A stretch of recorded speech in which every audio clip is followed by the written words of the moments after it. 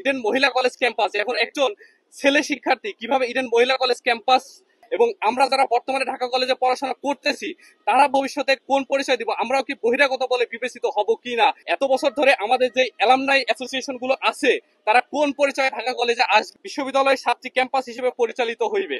যেমন ঢাকা কেন্দ্রীয় বিশ্ববিদ্যালয় তিতুমির কলেজ ক্যাম্পাস, ঢাকা কেন্দ্রীয় বিশ্ববিদ্যালয় ইডেন মহিলা কলেজ ক্যাম্পাস। ধরেন যে শিক্ষার্থী ইডেন মহিলা কলেজ ক্যাম্পাসে তার ডিপার্টমেন্টটা পড়ছে, এখন সেই ডিপার্টমেন্টে সে পড়ে তাকে যদি জিজ্ঞেস করা হয় যে আপনি কোথায় পড়েন, ঢাকা কেন্দ্রীয় বিশ্ববিদ্যালয়, ঢাকা কেন্দ্রীয় বিশ্ববিদ্যালয় কোথায়, ইডেন মহিলা কলেজ ক্যাম্পাস, এখন একজন ছেলে শিক্ষার্থী কিভাবে ইডেন মহিলা কলেজ ক্যাম্পাস এটা পরিচয় দিবে, এই পরিচয়হীনতার একটা সমস্যা তৈরি হচ্ছে। কস্টার 3-এর 7 নং ধাপে বলা হয়েছে শিক্ষা মন্ত্রণালয়ের আওতাভুক্ত ঢাকা মহানগরের সরকারি 7টি কলেজের শিক্ষার্থীগণ বিশ্ববিদ্যালয়ের সংশ্লিষ্ট ক্যাম্পাসের পরীক্ষাগার সহ অন্যান্য সমজাতীয় সুযোগ সুবিধা শর্ত সাপেক্ষে ব্যবহার করিতে পারিবে। বাংলাদেশের ইতিহাসে স্পষ্টভাবে লক্ষণীয় যে 1921 সালে ঢাকা বিশ্ববিদ্যালয় প্রতিষ্ঠাকালীন সময় ঢাকা কলেজ, কার্জন হল, শহীদুল্লাহ হল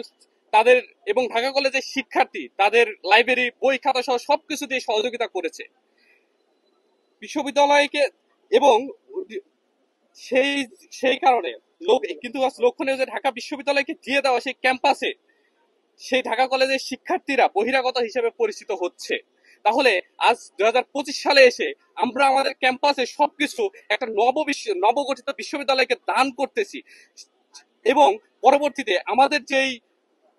পাস্টের যে স্টুডেন্ট গুলো আছে এত বছরের যেই যারা পড়াশোনা করে গেছে